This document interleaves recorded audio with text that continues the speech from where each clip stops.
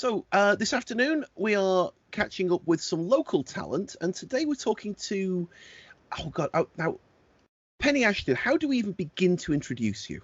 I thought you'd forgotten my name for a second there. Well, it's written in great big letters on my screen above your head, so it's hard to forget. But I don't know how I can do justice to it. Oh well, I mean, I'm an entertainer. That's why I'm sort of entertainer, but I'm in the performing arts in New Zealand, which by its title, it necessitates me being a jack of many, or jackass of many trades, or Jane, shall we say? Maybe not words as one. So that, I'm a wedding celebrant, I'm an actor, I'm an improviser, I'm a voiceover artist, I'm a writer, I'm a producer, I'm a publicist, I'm a video editor, I design posters, I do whatever the hell I can, basically, to make a crust. Right. And so what are you being at the moment? I'm being a Dickensian orphan, amongst other things. So I'm doing my Dickensian musical, which is called Olive Copperbottom. And it is a one woman, which you have seen, and I play 15 different characters in the style of a Dickens novel. And it's a musical, and I play the ukulele, sing some songs, do some high kicks, stuff like that. And I'm doing that in Nelson. I just did that on Saturday night. So since March, I did nothing. Since then, I did 5 shows at the Court Theatre in Level 2 in August. And then this was my first show back apart from that. So it's about the longest I've not been on stage since I was born, I would say, until I was about 4, is this length of time of being starved.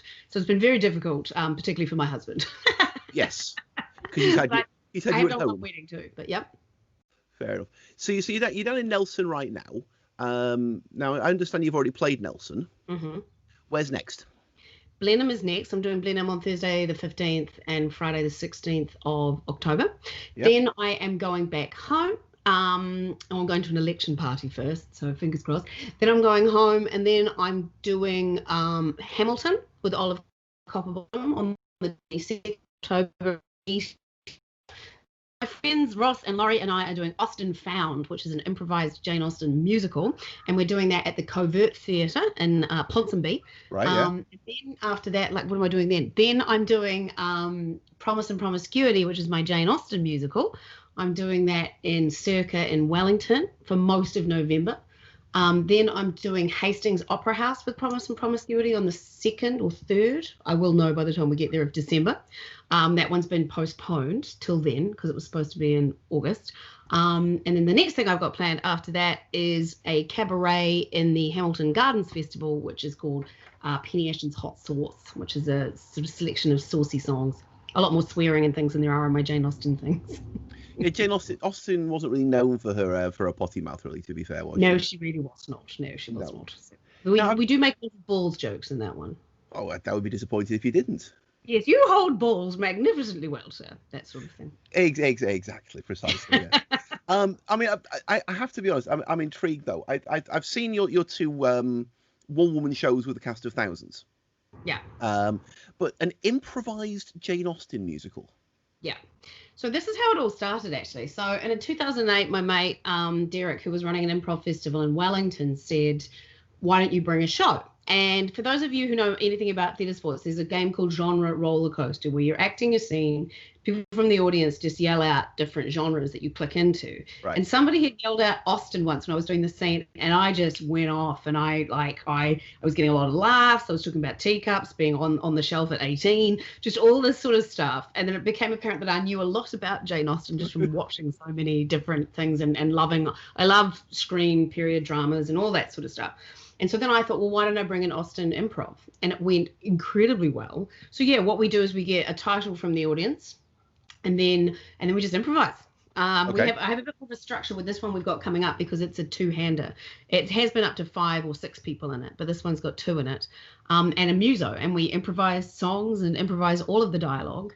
The storyline has a structure that we follow, but but all of the dialogue within it is completely improvised. So that sold really well. But every time I looked at the bottom line, I was like, but there's 5 people to divide all this money between. So then I wrote a solo show. Fair enough. And then used a lot of the jokes that we'd improvised over time, and then put them into my solo show, which is so the nature and the feel of my solo shows has sort of got that spontaneity about it, and I like to react with the audience and stuff, and that's born out of being an improviser as well. Like on Saturday night in Nelson, there was a lot of improv flying around, not least of which because I hadn't done the show for 18 months. And I was like, Jesus, what comes next and stuff like that. So it was quite funny, though. So this new show is Penny Ashton's Hot Sauce. Yes. Great title. Thank you very much. You're going to have to tell us more.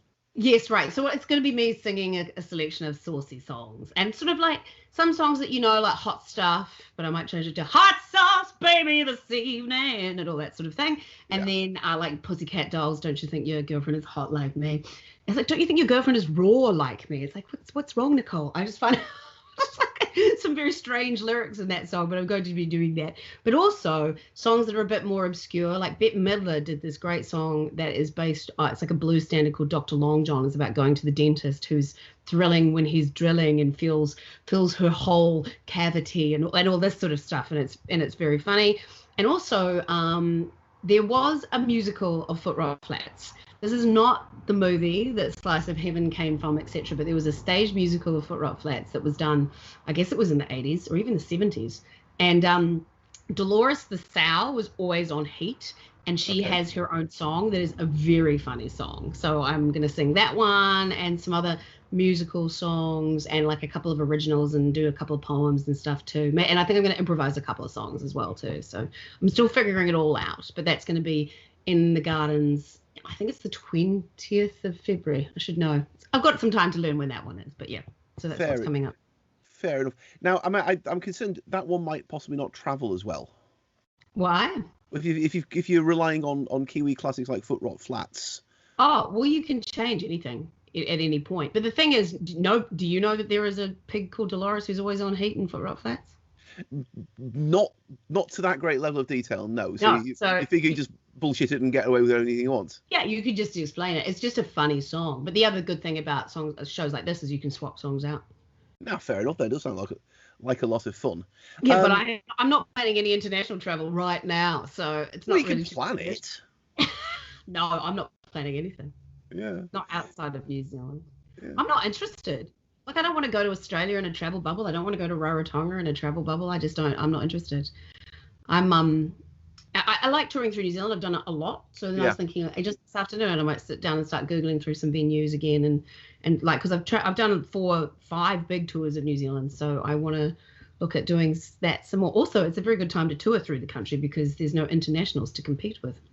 Well, there is that. You do kind of have a what's the word we'll hear? Kind of a clear slate, a clean slate to work against. That's better than captive audience. That's right. Well, yes. I mean, we could start using words like desperate, but that does seem a little bit. Because that isn't the truth. It is just people are very keen to experience things, and also people are, like very keen to experience or to support people as well. Yeah. I remember like when we came out of lockdown, I was like, right, we have to go to Humbug Cafe because we really like that cafe and they'll need our money, and stuff like that. Right. So I think that's translating across all different industries for people that can. Right. I mean, have you considered possibly doing combo shows? I mean, I know you said the thought of having to split the box office was killing you. Yeah. But I was talking to Emma Newborn and Amelia Dunbar just recently about the tour they're doing with Mel Parsons. But is it another Bitches Box one, or? It is indeed, yes. They're doing another Bitches Box show, and they're doing wool sheds across the South Island. Yes. So, I mean, certainly that would give you a whole new slew of venues you could explore. I'm not one for wool sheds. No? No. We like our creature comforts, do we, Penny? Yeah, like I don't camp. No? Matt, my husband, keeps trying to go camping, and I'm like, no. I mean, I don't mind a rustic venue, but I don't really. Woodsheds don't suit my shows anyway. I mean, I've done, Cinema Paradiso is in no way a hole or anything like that, but it's quite a grungy cinema in Wanaka that one of the seats is a Morris Minor and stuff like that. I love that sort of venue. Absolutely. But yeah, no, I'm not a woolshed kind of gal. But they've got that totally sewn up. That they've been doing that for a while, and it goes really well. Yes. Yeah. So yeah. Ooh. I'm fine with. I'm just at the Theatre Royal on Saturday night in Nelson, which is a beautiful ornate senior march. So that's the sort of thing I really like. Fair enough. So and the U-Tray stuff, like was it Cafe Fantastico? Did you say it was called? Cafe Paradiso. Cafe Paradiso, yes, the slightly more recherche type stuff. I think it's Cinema Paradiso, actually. I completely stuffed that one up, then, didn't I? Yeah. I really should learn to pay attention to my interviewees a little bit better when I'm doing these things, shouldn't I? Yes, indeed. Really should.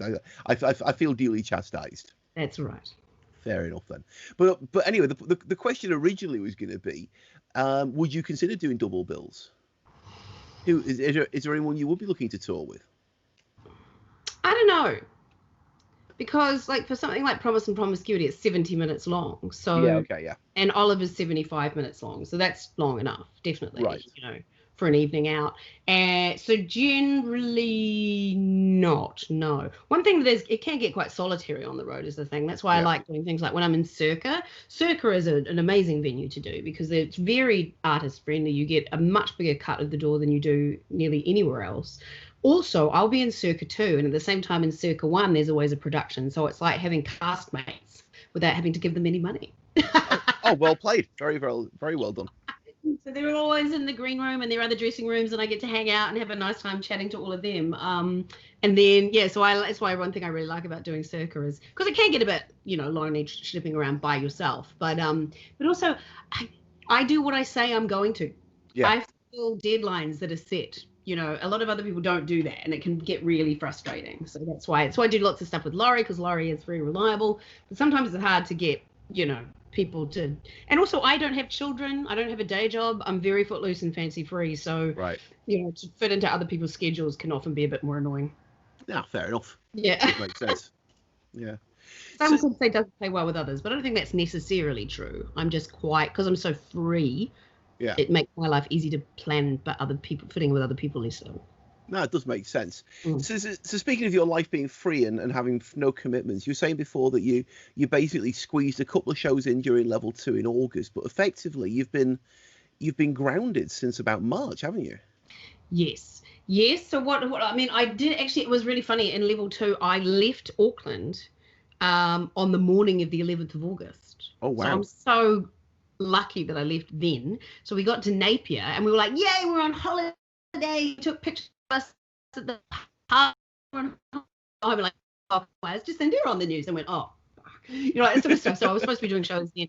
I got to Hastings and then suddenly had to stop. And so then we were like refugees. We were like, we could go out, but we sat outside bars, and we called ahead and said, can we sit outside, please, and stay away from us, and and all this sort of stuff. So we were being quite good, really, and we stayed with some friends who had like a little batch out the front, and so we stayed in their batch and didn't have anything to do with them for a number of days, just to make sure. And then my husband drove back to Auckland, and I flew to Christchurch, which I wasn't planned at all, and then did the shows in Christchurch. So if I hadn't managed to leave Auckland that day, I would have been stuck, because obviously Auckland just couldn't leave.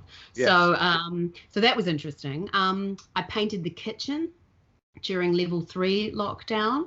I relaxed during level 4 lockdown. I know a lot of people had it hard, but we actually had quite a nice time, really. Like, because my whole life is one big hustle. I'm just always promoting, doing Facebook ads, writing things, but I had nothing. So I was sleeping like 8 hours a night and chilling out and stuff, and it was really nice. Since then, the Court Theatre has asked me to think about, and I have started writing an adaptation of Sense and Sensibility for the court, so which is in no way guaranteed, but I'm doing it. So that's been taken up a reasonable amount of time doing that. So I've watched, read it completely, took lots of notes, watched all of the different adaptations, and I'm just started to sit down to write it now. So that is something that's taken time. But also gardening. Oh yeah. Yeah, which honestly, like, we bought a house nearly 2 years ago now. Jesus. And I didn't know a single thing about a garden or anything, but now I've been gardening and planting plants and making compost and all this sort of shit. So that's been a complete learning curve. So yeah, there's a lot of stuff around the house, which has been quite good. Like when I knew nothing about gardening in January, and when I think about how far I've come, I can actually name plants now. Whereas before it's like, it's a geranium. No, it's a pelargonium. Steady on. Yeah, exactly. And just think, if the referendum next week goes a particular direction, there could be one more plant for you to name. I have voted for that, but I do not smoke it, so no, there will not be any of that. And Matt used to smoke a lot of it, and so he stopped too. So yes, fair enough. None of that. I shan't interrogate that any further. It's fine. I'm happy to explain all of my voting, because we did it on the first day too, to get that knocked on the head.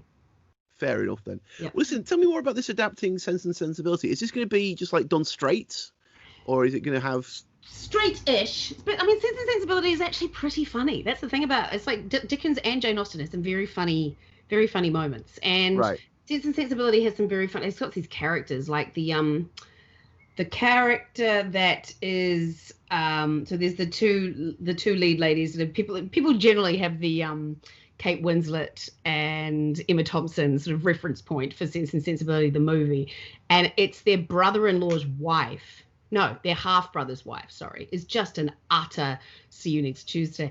And so, like, I've just really enjoyed writing this total bitch, sort of stuff, and using just a lot of her direct words and things like that too. But there's only going to be 5 actors, so the necessity of swapping parts always adds humour. Yes. With people playing different roles. And also, I think it might be an all-women adaptation, so that will bring an extra frisson of entertainment as well, with women playing men and things like that. So that's kind of the idea behind it. It's about making an economical choice for the court theatre with not as many actors as you would need, because that's the thing about professional theatre in New Zealand. It's like to pay we pay people properly, and to get the cast size that you need, it makes it sort of economically unviable in a way. So that's why they're wanting a smaller cast group. Yeah. So that's kind of the idea, that it's a lot straighter than my shows, but still very humorous, and a light touch. Yes. But not the same level of balls jokes. Oh dear. Which may sadden some people, but there we go. That seems reasonable. So, but I've only just started too, so it might suddenly get an avalanche of balls into it at some point. But at this point, I've just started, and I've never done anything like this before, so it's quite obviously I've done a lot around the milieu, but not it like this. So yeah. Fair enough. So you talk a lot about the gardening and stuff. Is there not some sort of big lockdown project that we can look forward to? What do you mean in the garden? No, I mean, so many people I've spoken to, so many creatives, I believe is the word, the general word we're using here. It'll tell me like, I wrote an entire double album, or I've written like 3 volumes of a new series of books during lockdown. I mean, I'm writing a play, and I have just continued to produce my own work through it as well. And in that first lockdown, it was like there was this scramble to create shit and stuff, and I was like, you know what, I mean, I've been 20 years self-employed in the arts. I don't need to prove myself in 4 weeks of doing stuff, so I'm fine just doing what I'm doing and keeping on doing what I'm doing and finding outlets for it and having ideas, because I do want to do another solo show after this that is an acting one. I'm contemplating Shakespeare or this other sort of another cabaret idea, so I'm not quite sure. There's always stuff percolating. I might have written poems, stuff like that. I did some poetry online for WOMAD, so there's always stuff happening. One other thing I'm doing, I'm going to Wellington. I'm a marriage celebrant. I've been doing that for 8 years, and people keep every now and then ask me to be a funeral celebrant, and I just haven't felt quite ready for it, because I've been very lucky in my life around death and haven't experienced much of it. So I felt like I needed to get a bit more empathy before I sort of did that. But I got another call from a funeral company asking me to think about it. So I'm having a private lesson from the fabulous Pinky Agnew in Wellington around being a funeral celebrant, and we'll look at maybe starting to do those as well. But that's quite a big thing, and you've got to make sure that you give everybody absolute respect and and aroha that deserves. So that is something to focus on as well. Yeah, I'm guessing the scope for balls gags is probably limited. I don't know, man. Like there are people that, like, if I die, bring on the balls gags, so all that sounded bad, not the balls gags being very different to another type of gag. Yeah, exactly. I'm like, I would want that sort of thing. So I think that's what people that are looking for, that style of funeral. That, like, there was a family that wanted someone who was young and funny, and that's why the funeral company contacted me. And in this sort of world, I would be considered young, so that's cool. But I just wasn't quite ready for it. So I just think I'm starting the mental process of getting ready for that. No, fair enough. So it sounds like you're keeping yourself busy. This is really good to hear. Yeah. How can people get hold of tickets if they want to come and see a Penny? Well, probably the best thing to do is go to my website, which is hotpink.co.nz, not hotpink.com. There's a lot of ball gags at hotpink.com, but not. Would that take us somewhere somewhat different? A very different place is how I like to describe that. Good to know. Hotpink.co.nz. If you're going to go to be in Blenheim, it's at Ticketek. Circa is through Patron Base, Hawke's Bay is Ticketek. So it's like, it's best to go to my website, and then they'll be directed in lots of different ways around there. Oh, and Austen Found is Event Finder. So it's like every different type of ticketing company you could imagine. So hotpink.co.nz is the central clearinghouse. That's exactly right. Yes. Sounds good. Well, we wish you every success with the tour. Thank you very much. Thanks for having me.